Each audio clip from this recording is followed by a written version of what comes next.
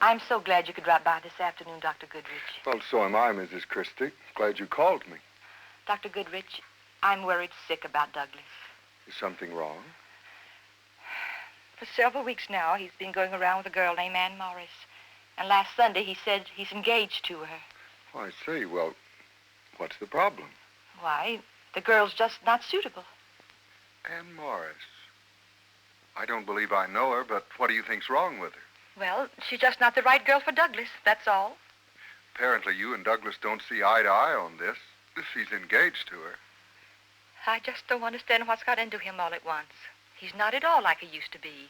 Mrs. Christie, young men in love seldom are. Until just lately, he's always been such a good boy. So considerate of me. He's always taken my advice. But he won't even listen to me now. And it's all on account of that girl, Ann. Oh, here's Fred. Hello, Dr. Goodrich. Hello, Fred. Thought that was your car I saw on the drive. How are you, honey? How's Good to everything see with you. you, Fred? Sit down, Pastor.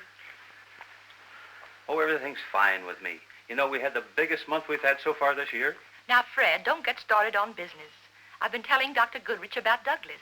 Why don't you tell him how impossible the girl is? Now, honey, you know how I feel. How do you feel, Fred? Well, I think this is Doug's affair. After all, he's old enough to know what he wants. There, you see what I'm up against? Even Fred's against me. I've thought about it and prayed about it, but I just don't see the answer. What do you think, Dr. Goodrich? Well, I wouldn't be hasty. Why don't you get to know Ann better? If Doug thinks she's all right, she must have a lot to recommend her. I hope Douglas eventually sees it my way.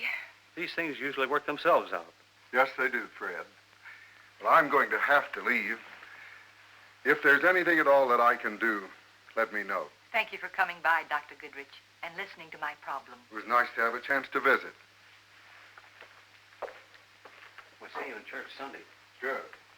Tell Doug hello for me. I'll do that. Bye, Dr. Goodrich. Why can't they see what Ann is doing to Douglas?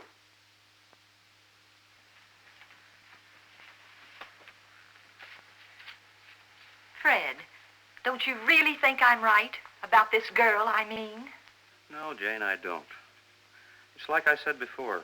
Doug's 26. You've got to let him start making his own decision one of these days. He's going to anyway. And you had better be ready for it, honey. I'm awfully glad you brought Ann over, Doug. I've been wanting to meet you. Thank you, Dr. Goodrich. Won't you sit down? Dr. Goodrich, we want to get married. How soon, Doug? Right now. I've got the license right here. You are in a hurry, aren't you? Well, we love each other very much, and we want to get married right away. Do your parents know about this, Miss Morris? Oh, yes, Dr. Goodrich. And I so wanted them to come. But, well, it's a long way, and they just felt they couldn't afford it. Well, that's too bad, but I'm glad they know about it. How about yours, Doug? Well, they won't be there, Dr. Goodrich. But you have talked with them about it. No, I didn't tell them. On account of your mother? Yes, she talked to you yesterday afternoon, so you know how she feels. Yes, she told me. Look, Dr. Goodrich, if you'd rather not marry us, why, we'll understand. We can go to a justice of the peace or something. No, Doug. You know, I feel marriage is a sacred ceremony and that it ought to be performed in the church. We both feel that way, too. Ann, Doug, this is the most important step you'll ever take together in your lives. I want you to be able to remember it as an occasion filled with happiness and not one of worry and hurry and tension. Well, we'd like for it to be that way, too, Dr. Goodrich, but I can't get Mother to see it. She ought to be a part of your wedding, Doug. Look, would you two be willing to postpone the ceremony a couple of days if it could mean having your folks present, Doug? Why, yes, I think so. Why, of course we would, Dr. Goodrich. But I doubt if it would do much good. Well, let's give it a try anyway, Doug.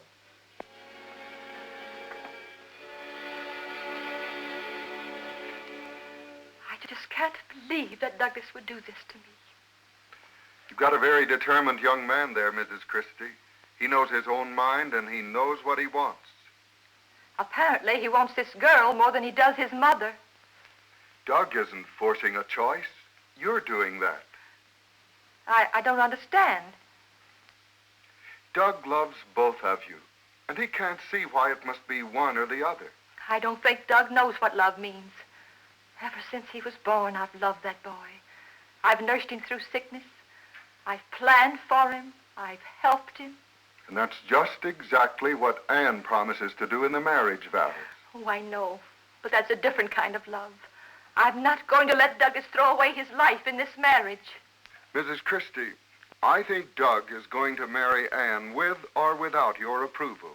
The only thing you have to decide is whether or not you're going to cut your son out of your life. What will I do, Dr. Goodrich? What can I do? Perhaps I could give you a prescription, sort of like a doctor does.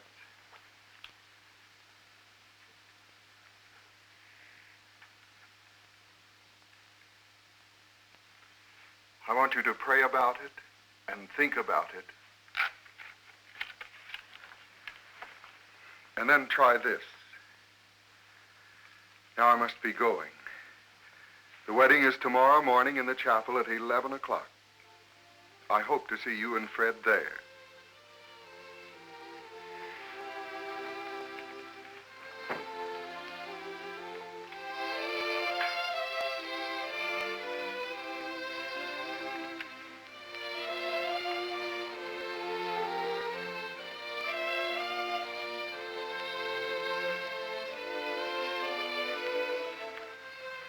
Jane? What's the matter? I don't know. Get me the Bible, will you please, Fred? Oh, sure.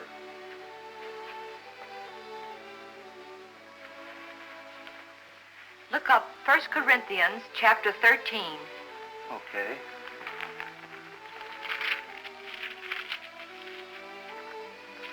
Well? Begin at the 4th verse. Love is patient and kind. Love is not jealous or boastful. Go on. It is not arrogant or rude. Love does not insist on its own way.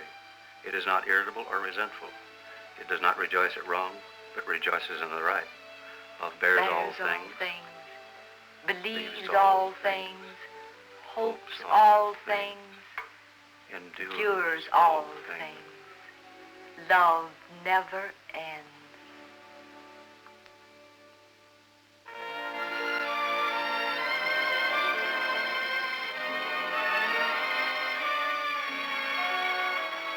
That takes care of something borrowed.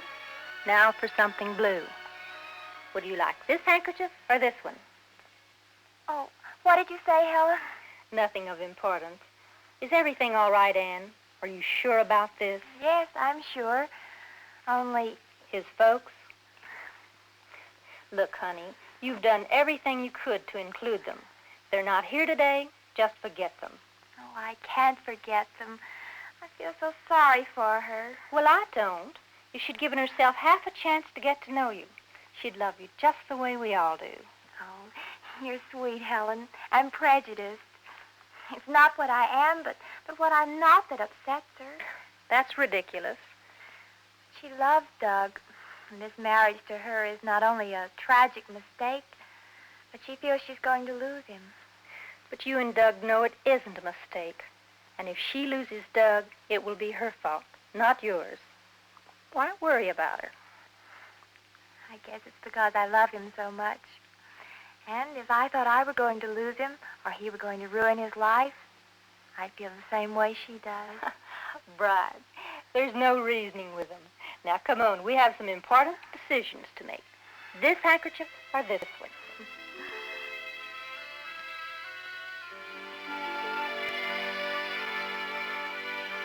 Doug, do you know if Anne's about ready? Yes, just about. Gee, I'm nervous. How groom's it supposed to be? How much time do we have? Oh, about 5 minutes. Now, don't worry. I'm supposed to do that. Here, Doug, hold this for me. Oh, you haven't heard anything from my folks yet, have you, Dr. Goodrich? Not yet. Well, I wish they'd have come. So do I. I'm sorry, Doug. I tried. Well, thanks for trying, Dr. Goodrich. Well, if everything's ready, I think we better go toward the chapel. All set, Dr. Goodrich. Mother! Douglas, Is everything all right? It is now. Do you think, son, that you can get Anne to forgive me? She'll be just as pleased as I am, Mom. I'm so glad. Dr. Goodrich, that prescription you gave me is doing the patient a world of good. Doug, we better go to the chapel.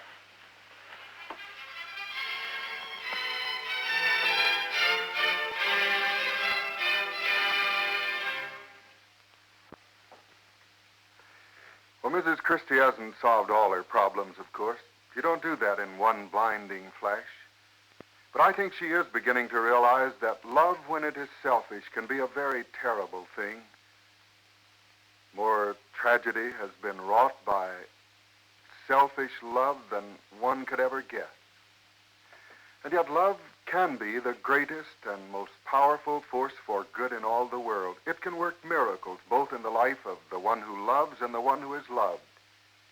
But it must possess those qualities which are named by Paul in that passage in Corinthians. That was the prescription I gave Mrs. Christie, because it's the best definition and description of love that has ever been given. It's helped me in all kinds of situations. I think it might help you. Of course, you can find it in your Bible, but we've had it printed up here on a little card, billfold size, or for your purse.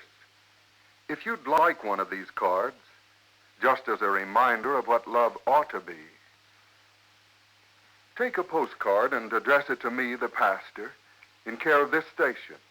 And then on the other side, at the top of the card, write the letters RX. That's your doctor's symbol for prescription, you know. So put RX at the top of the card, and then your name, your address, your city and state. Be sure to write them plainly, your name, your address, your city and state, and RX at the top of the card, and address it to me, the pastor, in care of this station. And I'll put your card, your prescription, in the mail to you immediately, postpaid and free. And in the meantime, don't forget the closing words of that passage from Corinthians.